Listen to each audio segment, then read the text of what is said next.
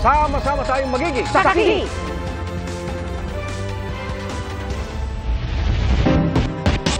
Cited muli in contempt si dismissed Bamban Mayor Alice Guo sa pagkakataong ito sa Quad Committee ng Kamara. Dahil yan sa kanyang hindi pagsagot sa mga tanong ng mga kongresista. Humihingi rin si Guo ng executive session kung saan handa raw siyang magsabi ng katotohanan. Saksi, si Chino Gaston. Chinese ka, hindi ko kumakain ng hopya. Filipino po ako. Ba't ako, Pilipino, kumakain ng hopya?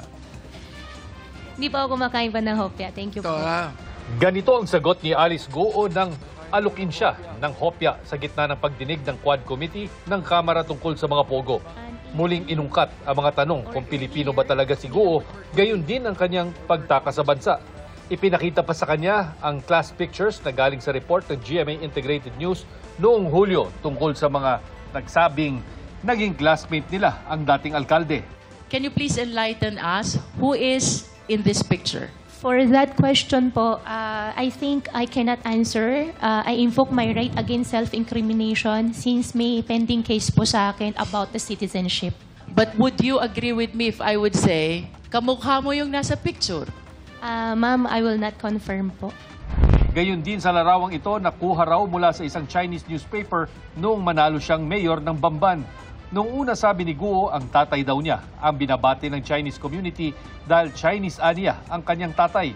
Pero iba raw ang lumabas sa pagtatanong ng isang kongresista sa ibang marunong mag-Chinese. And according to them, the exact translation of these characters goes like this. Congratulations to the first Chinese mayor, Alice Leal Guo of Bamban. Ma'am, wala pong ganun nakalagay. Kalaunan sabi ni Guo, Your Honor, hindi rin po ako masyado sure doon sa mga nakalagay. I think it's better po na kuha na lang po tayo ng isang translator po para doon talaga. Kasi andun din po yung name ko po, ang understanding ko po dyan. Kinakongratulate po niya ako, yung tatay ko.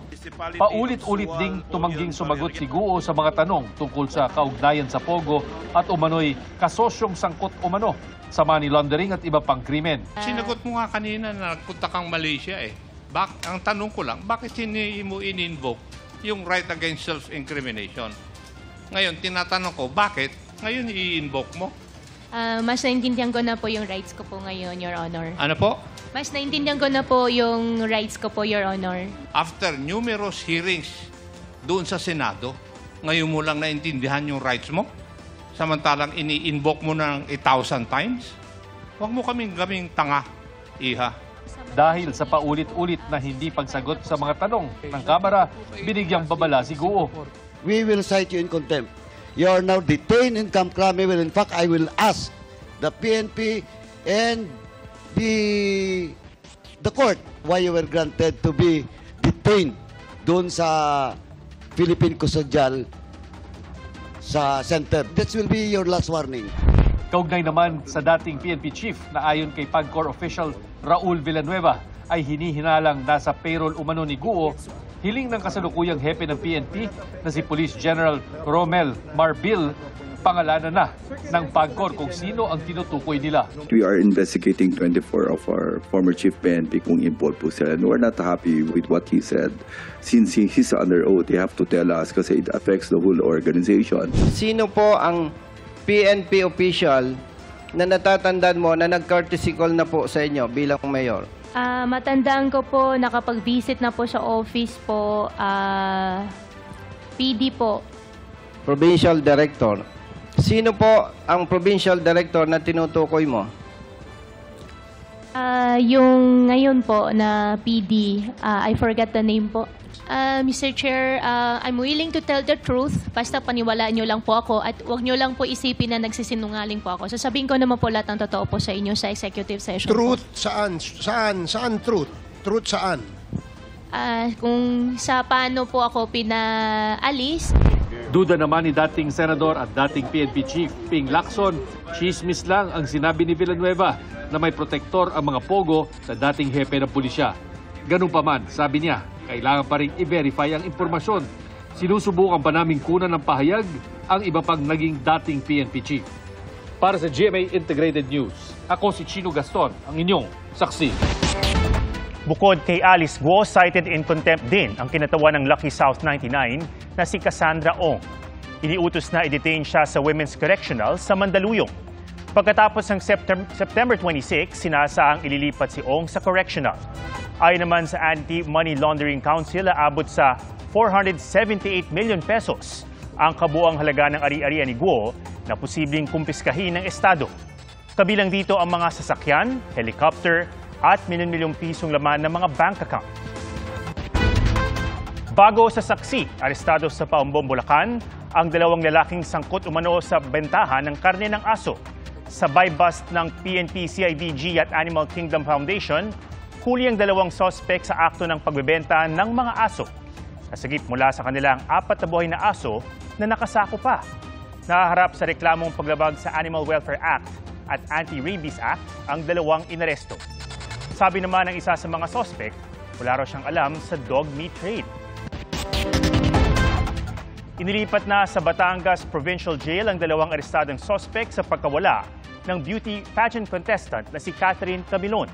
Mag-iisang taon nang nawawala ang biktima at sa pagka-aresto ng mga sospek, nabuhayan ng loob ang kanyang pamilya.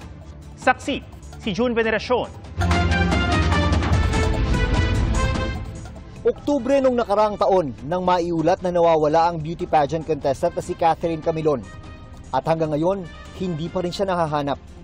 Pero nitong Sabado lang, nahuli sa Balayan, Batangas sa mga pangunahing sospek sa kanyang pagkawala. Arestado si dismissed Police Major Alan De Castro na huling nakasama ni Camilon at sinasabing nobyo niya. Bagay na itinanggi noon ni De Castro. Naaresto din ang driver ni De Castro na si Jeffrey Magpantay na itinanggi namang may kinalaman siya sa pagkawala ng pageant contestant. Based po sa ating operative yung naghuli sa kanila is naging cooperative naman po sila. Una silang ikinulong sa Balayan Municipal Police Station bago inilipat sa Batangas Provincial Jail. Naharap sila sa kasong kidnapping at serious illegal detention na walang piyansa. Dahil sa pagkakaaresto ng dalawang sospek, muling nabuhay ng loob ang ina ni Catherine. Wala ko ma'am akong ibang hinihiling kundi ang sabihin nila yung totoo, kung nasaan ang aking anak, kung anong ginawa nila, kung saan nila dinala. Yun na ang ma'am. Sa simula ma'am, wala na po akong hiniling na iba kundi ang malaman kung nasaan po ang aming anak. Maraming pinagdaanan ng kaso ng pagkawala ni Catherine. Nauna itong ididismiss ng Regional Prosecutor's Office dahil kulang sa ebidensya.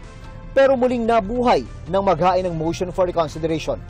Ang pulisya patuloy pa rin sa paghahanap kay Catherine, pero aminado sila na blanco pa rin sila kung nasaan ang pageant contestant. Of course, syempre po, medyo habang tumatagal po, nagiging slim po yung chance natin. Pero still po, syempre po, we're still hoping na makita po natin si Miss Catherine. Pero syempre po, nag-expect din po tayo ng worst.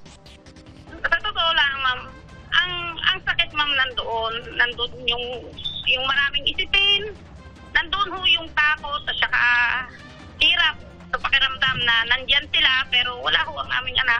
Kung ano man po ang magiging kahihinatnan, ma'am, nandoon ho yung pag-asa na sa isang araw, baka bumalik pa rin sa amin, ma'am. Para sa GMA Integrated News, June Veneracion ang inyong saksi.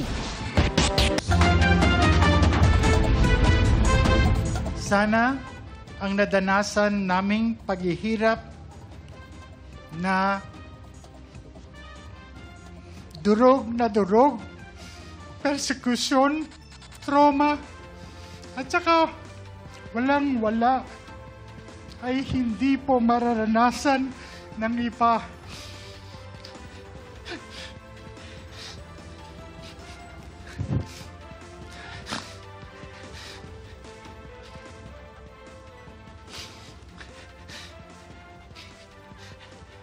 At mananaig ang katotohanan at hindi ang pamumulitika o personal na interes ng ilan. Hindi na napigil ni dating Iloilo City Mayor Jed Patrick Mabilog ang emosyon nang humarap sa Quad Committee ng Kamara na nag-iimbestiga sa Pogo, illegal na droga at extrajudicial killings. Dito, ikinuwento niya ang takot at hirap na dinanas sa loob ng 7 taon matapos siyang mapasama sa narco list ni dating Pangulong Duterte.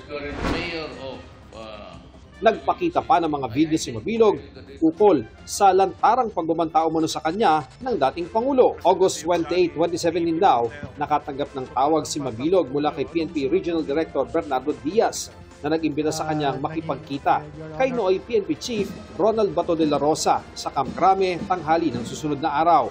Pero nakatanggap daw siya ng tawag sa isang di niya pinangalan ng police colonel. A PNP colonel called me and in a voice that sent shivers down my spine. Literal po yun. Warned me not to go to Camp Crame because my life was in danger. The fear that had been simmering now erupted. Soon after, at 6:32 p.m., my wife, Marivic, received a chilling text from a PNP colonel's wife. Do not proceed. There are 20 men surrounding your house, and if you go to Camp Crame, they will kill you.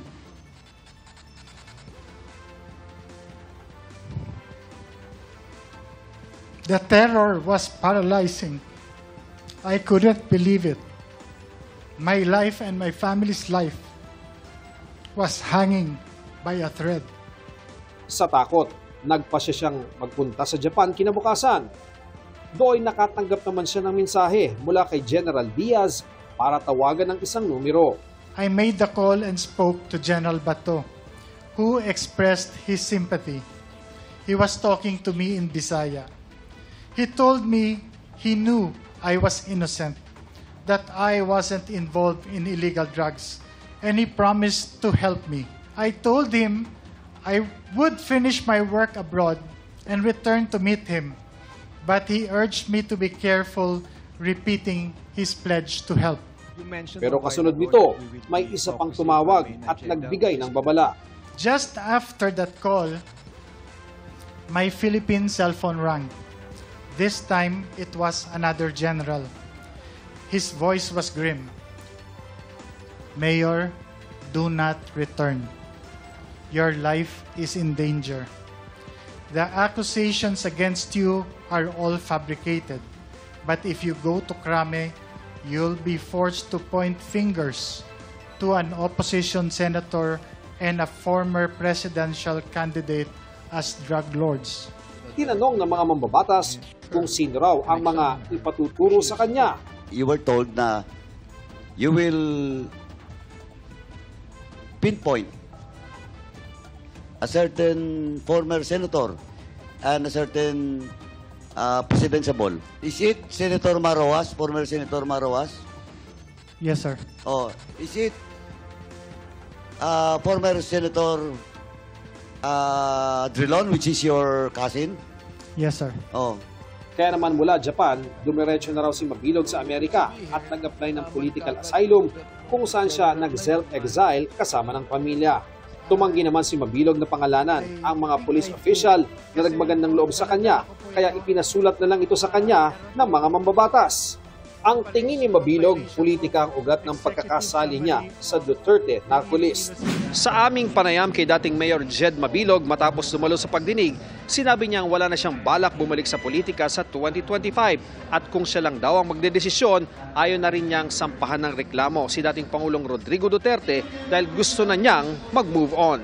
Ayon naman kay Senador De La Rosa, bago raw mawala si Mabilog, nakatanggap nga siya ng tawag mula sa Noy Alcalde na natatakot siya para sa kanyang kaligtasan. Pinapunta ito ni De La Rosa sa Crame at sinabihang titiyakin ang kanyang kaligtasan. Pero kalaunan, tumawag daw si Mabilog na hindi na siya pupunta dahil may nagpayo sa kanya. Ani De La Rosa, very incredible naman na pupuntahin niya sa Crame si Mabilog para patayin. Sinisika pa ng GMA Integrated News sa makuhang panig ni Diaz at Duterte, pati na ni Drilon at Rojas. Para sa GMA Integrated News, ako si Ian Cruz, ang inyong saksi.